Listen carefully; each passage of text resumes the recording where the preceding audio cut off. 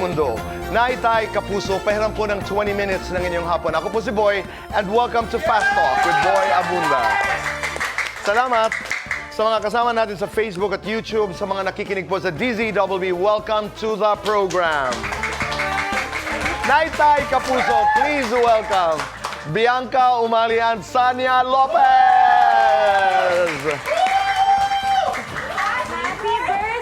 Thank you, Sanya. Maraming salamat. Happy birthday, Tito. Biang, salamat. I'm supposed to make a wish, di ba? Yes, of course. Thank you. Maligayang kaarawan, Tito Boy. Maraming salamat. Ang sarap pakinggan, maligayang kaarawan. Happy birthday! This means a lot to me. Maraming salamat. Please, maraming salamat. Kayong dalawa are in a very special situation in your life and career. You are prime stars of GMA 7. Salamat po. Gusto ko yung reaction talaga niyo. Is that a pressure, Sanya? Sobra po. Na-pressure po ako ngayon na narinig ko po yan, lalo na po sa inyo. But you Tito are. Boy. But you are. Thank you po, Tito Boy. Pero, syempre hindi naman po talaga mawawala sa atin yung pressure po, no? Pero, sobrang thankful lang talaga ako sa lahat ng mga blessings na nangyayari sa amin, sa akin. Bonus na nga pong itong mga nangyayari sa akin, Tito Boy, talaga. Kasi binigay niya. Yun lang po. Pag-pray mo lang, magpasalamat ka lang palagi, at saka bigay mo lang lagi yung best mo. Kasi may nakatingin naman, Tito Boy. Bianca, ikaw. Actually, Tito, hearing it from you and hearing it from other people, isa siya sa mga bagay na hindi ko gustong naririnig because it doesn't sink in that well. Kasi parang hindi ko alam kung tatanggapin ko ba. Pero ang sarap sa puso na yun yung ipinagkaloob ng Ama sa akin at sa amin. At ganun yung nakikita ng mga tao na nakapaligid sa amin. And the fact that that is what you see is already the blessing. Because nandito lang naman kami, ginagawa namin kung ano yung mahal namin gawin eh. Gaano kahirap marating ang kinaroroonan nyo? Sa akin po, Tito Boy, kasi mahirap rin po talaga eh. Sa mga nakakakilala po sa akin, alam nila kung paano muna ako naging artista. Dumating pa ako sa point na parang naging extra ko ni Bianca. Saan? Sa anong pangalan nito? Nakalimutan ko yung pinaka-show mo with Ashley Ortega. Kayo yun. Tapos parang may kailangan ingud-ngud doon. Ako yung ingud-ngud doon. Talaga? Ako doon. That time. Ngayon ko lang naririnig yung kwento nito. Oo. Wish I May. Wish I May. Pero isang beses lang naman po yun. Parang Isang beses ka lang inginod-ngod. Opo. Pero parang... Totoo yung inginod-ngod? Totoo yan? Opo. May muntik-muntikan daw si Ashley rin naman po yun. Parang kontrabido mo dun si Ash. Kailangan ingud-ngud doon. Tapos ikaw yung nasa CR. Ganon. Tapos, yun. Parang okay naman sa akin dito, Boy. Tapos, maaga dala-dala mo yung mga gamit mo. Tapos yun nga, minsan, parang nakwento ko na to, yung napalabas ako ng tent, parang hindi sa inyo. Napalabas ka ng Linawin lang tent natin. dahil... Napalabas po ako ng tent kasi hindi raw ako artista, for artista daw po yun. Tapos sabi ko, sige po, parang okay lang naman sa akin. That time, hindi ko siya dinidibdib kasi hindi naman talaga ako artista that time. Parang feeling ko, sabi, ay be, alis ka dyan, hindi ka naman artista. Tapos sabi niya sa akin ganito. Tapos, sige po, so alis ako. Okay. Tapos happy ako kasi ginagawa ko yung parang meron akong lines, isa, dalawa, gano'n. Tapos happy ako that time. Pero naisip ko lang, Tito Boy, kung hindi siguro nangyari sa akin yan, tapos ganito yung mga blessings na binibigay ni Lord sa akin, baka ang laki-laki ng ulo ko, sobra. Oo. Tapos Ako talaga, doon ko oo. rin na-appreciate na lahat ng mga kasama natin, artista man o hindi, dapat isa lang yung pagrespeto mo sa kanila. Kasi we can never tell, bilog ang mundo. So hindi natin alam na siya na yung susunod, siya yung makakasama mo, siya yung... So you have to be nice to everyone, be kind talaga, and respect them. Ganda. Kahit na ano pa yung estado nila sa life. Bianca, ikaw. Nakakatawa marinig yung kwento ni Sanya. Actually, ngayon ko lang din narinig because I think we both started similarly. Ako naman po, I really started doing commercials. I was 2 years old because it was my mom who really wanted me. Because my mom used to dance at Disco-Rama. Ano pa yun? If you're familiar with Disco-Rama, I've heard, she of course, loves the great dancing. Bobby Ledesma. Yes, Di ba? ayan. Oo. She loves dancing. And so she wanted me to follow into her footsteps na gusto mag-artista. So I really started doing commercials since I was 2, and then fast forward to when I was 7, when I already lost her, like extra ako with my dad supporting me naman. So the same experience, yung mga extra auditions dati, hindi pa nga ganito yung itsura talaga ng GMA noon eh. Yung mga nakapila ng mahaba sa labas na mga bata na may dalang resume, na may nakaklip na picture. Tapos maghintay ka lang doon hanggang sa may ibigay sa'yo o matawag yung pangalan mo. And then I experienced also, kasi ako po from the South pa ako, from Parañaque. So ganun din, commute, ang jeep, ang bus, MRT. And it was my lola who stood naman by my side throughout that journey of starting. Mula po nung nag-talent ako and all that. It was a humbling experience dito. And again, kung hindi namin napagdaanan yung mga ganun, I think those are the things that keep us grounded. Those are the things that keep us and remind us of who we really are and how we are supposed to be. Kung ano dapat, paano namin dapat tignan yung mga paroroonan pa namin. Kasi alam namin yung hirap. And I think I appreciate that we, Sanya and I, we both really took each step. Kumbaga, hindi rin po yung biglang mabilis. Walang shortcut. Walang shortcut. So it's also a different journey. Mas na-appreciate ko ngayon yung sagot nyo na hindi ko alam because sanay kayo, yun nga, taking one step at a time towards whatever goal that is. At saka na-appreciate ko rin yung pagiging appreciative nyo sa mga nangyayari. Subukan nga natin, umarte, na magkakasama tayong tatlo. Okay. Sige, At Chang Susan, are you ready? We're supposed to do what? The Step Sisters. The Cinderella story. The fast talk version. So ang eksena ay, parating na yung mga tao ng hari at ako ang may hawak ng sapatos at gustong agawin po ng aking mga stepsisters ang sapatos na ito. Okay, rolling 5, 4, 3, 2, action! Akin na ako dapat ang magsusuot. Wag po akin po ito. yan. Akon, bakit Una sa lahat, hindi ikaw ang papakasalan ng hari. Ako, dapat Bakit ba importante itong sapatos na to? hindi ba bagay yan sa'yo? Bagay akin po ito. Walang sa'yo! Akin po to. Ang bagay sa'yo, maglinis ng sahig. Ako po, maglilinis po ako. Gawin mo! Tanggalin mo na yan! Iyak ka!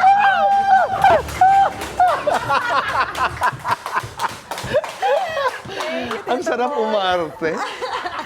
I always say, I'm very proud to be in this industry because acting is one of the most fascinating, it's one of the most difficult, it's one of the most respectable jobs in the world. Yes. Let's do fast talk, Bianca. Reina Diwata, Diwat. sasayaw rarampa. Sasayaw. Miss Independent o Miss Dependent? Independent. Lola's girl, Ruru's girl. Both girls. Hindi magpapaapi o hindi magpapahuli? Hindi magpapaapi. Magpapasakal o magpapakasal? Papakasal. 1 to 10, gaano ka kaselosa? Sige, 10. 1 to 10. 1 to 10, Bianca, gaano ka katapang? 100. 1 to 10, gaano ka ka-independent? 1,000. 1 to 10, gaano ka ka-clingy? 10. 1 to 10, gaano ka kahandang magpakasal? Handang-handa natin. Paborito mong gawin kay Ruru? Mahalin. Paborito mong ginagawa sa iyo ni Ruru? Inaalagaan ako. Guilty or not guilty, gumamit ng fake account? Not guilty. Guilty or not guilty, may in-unfollow na artista? Guilty. Guilty or not guilty, sinilip ang cellphone ni Ruru? Not guilty. Dinner for 3, sinong isasama mo? Lola ko at si Ruru. Oy. Lights on or lights off? Lights off. Happiness or chocolates? Happiness. Best time for happiness. Anytime. One thing you're sure of now, ano ito? Kontento ako. Wow.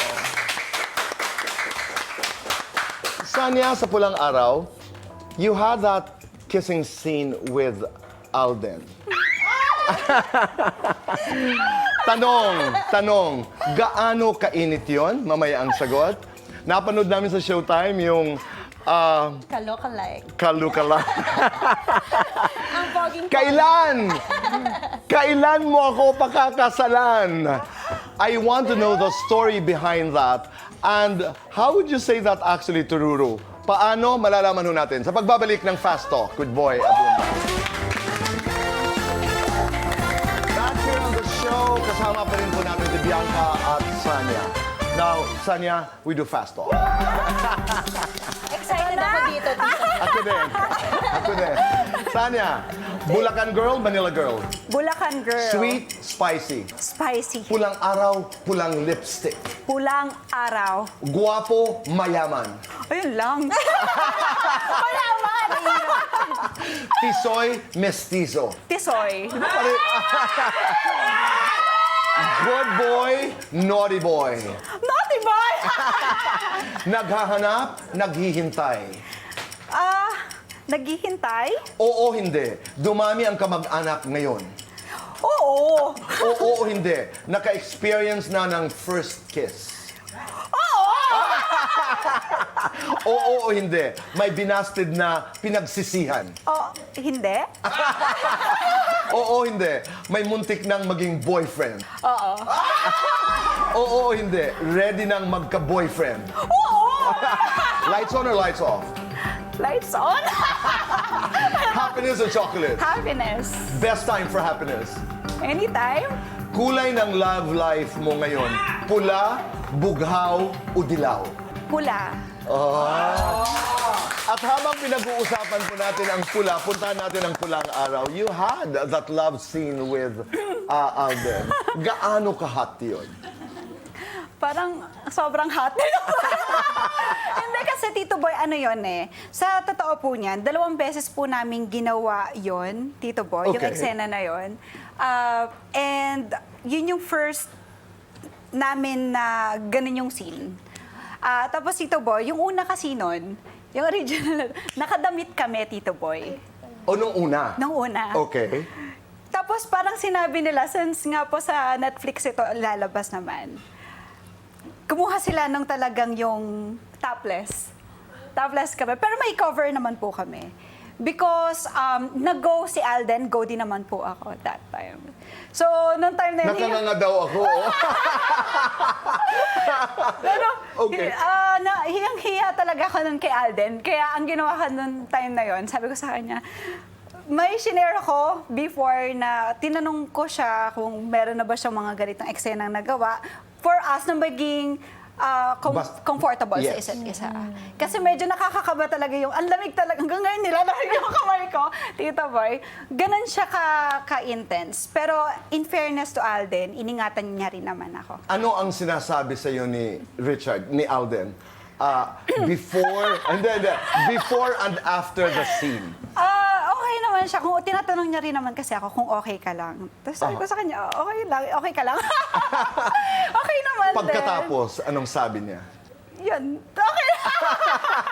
Tito Boy, wala naman siya sinabi masyado. Pero sinasabi niya sa akin kung okay kami. Yun kasi he's professional din at the same time. So pareho naman kami na kung ano yung kinakailangan sa work, gagawin namin, Tito Boy. Kumusta humalik si Alden? Tito Boy! Okay si Alden. Okay. Tanungin po natin siya mamaya. Tatanungin natin. Okay. Bianca, punta naman tayo sa It's Showtime. Napanood ko yon live, kalukalay. Nabigla ka rin? I mean, yung mga binitawan mong salita, was that on the spot? Ang naging challenge kasi ni Meme doon sa Kalokalike is magtatanong siya at dapat yung sagot namin tugma. Kailan ang anniversary ninyo ni Bianca? So magkaiba kami ng sagot. Tapos ang sinabi ko, mahal, sinabi mo sa akin na papakasalan mo ko. Pero bakit hindi mo alam ang anibersaryo nating dalawa? At from then on, that moment, nagulat ko pagka-commercial gap, I checked my phone, hindi ko inakala dito na gano'n ang magiging reaksyon ng mga tao. Na ngayon, nagkaroon sila ng speculations na kasal na ba daw kami? Nag-propose na ba ka sa akin si Ruru? May tinatago ba kaming proposal At meron pa, ngayon? you know, people are asking, are they living in? Are they living together? Kung ano-ano na yung mga katanungan, Opo, di ba? grabe. Sobrang dami. Oo. But again, No, natuwa and the ako. answer to those questions, para klaro lamang sa tao, kasal na ba kayo? Nagsasama Turuan na ba kayo? natin. Kami po ni Ruru ay, of course, we are on our 7th year of the relationship currently. Of course, our conversations are there. Pero sa ngayon, minamaximize po namin ang aming individual careers. At oo, madali lang po sabihin na handa na kami magpakasal. Because in our hearts, we really are ready. At alam ko rin po na yan ang sagot ni Rudy. Okay, so sagutin mo, categorically hindi. Importante ito. Kasal na ba kayo? Kayo ba'y nagsasama? It's important. Hindi pa po kami kasal at definitely hindi po kami magsasama nang hindi kami kasal. Tama. Di ba? Ganun kasimple lamang yun. Pero, nung sinabi mong, kailan? Well, That was the cutest. but ano kasi talaga siya, Tito, tanong din talaga siya sa utak ko na totoong kailan. Nandun din siya. Siyempre, I mean, correct. kung gaano ko kamahal si Ruru and bilang babae, siyempre, it's something that is very exciting to me. Iniisip mo yan na mangyari sa inyo ni Alden, halimbawa? Ang sarap siguro. Alden, kailan? Di ba? Magulo si Alden. Baka ako mag-propose sa kanya, Tito Boy. Aba? Di ba? Oo. Paano mo gagawin? Malalaman po natin sa Pulang Araw. No, but aside from Pulang Araw, I know you're doing sangre. Opo. Yes po, Tito. Gaano ka ka-excited, Sang? Sobrang excited po ako. Working with Bianca po talaga. Actually, nagkaroon na kami ng eksena together. And first time ko na maka-eksena siya and it's very heartwarming. Parang ang nangyari talaga that time, wala pa eksena. Rehearsal pa lang namin, Tito Boy. Umiiyak na kami. Ganon siya kasakit at kasarap gawin. Looking forward to watching sangre. Ang sarap, Tito, Sobra. kasi that moment for me, I mean, second generation. And to be in front of that generation as the third generation of Sangres, nakakilabot dito. Because may ganun talagang pakiramdam ang Encantadie. Merong parang ipinapasa sa'yo yung corona. Totoo. At totoo, hindi lang siya corona, brilyante siya na pangangalaga sa isang buong mundo. And that's why all the more, Tito, it's so powerful at kailangan naming pagandahin kasi Tama. buong Pilipinas Di ba? tututok sa Encantadie. And congratulations. Thank you. Salamat. Nag-umpisa tayo doon sa kinaroroonan ninyo at ngayon pinag-uusapan natin ang mundo ng Encantadia. Abisala Esma. Abisala Yeah. Esma. Last question. 10 years from now, if you can be as specific as you can, nasaan kayo? Anong inyong ginagawa? Sino ang inyong kasama? Nasa Tagaytay, nakatira doon kasama ng anak ko, asawa ko. Siguro, sana, Tito Boy, stable, okay yung life namin. At masaya lang kami. Yeah? With my family, na sana hanggang that time kasama ko sila. Ganda. Bianca, ikaw? Ako, Tito, siguro in 10 years, I would be in full bloom. Sarili ko muna, alam kong in 10 years, kumpleto na ang lahat ng aspeto ng buhay ko.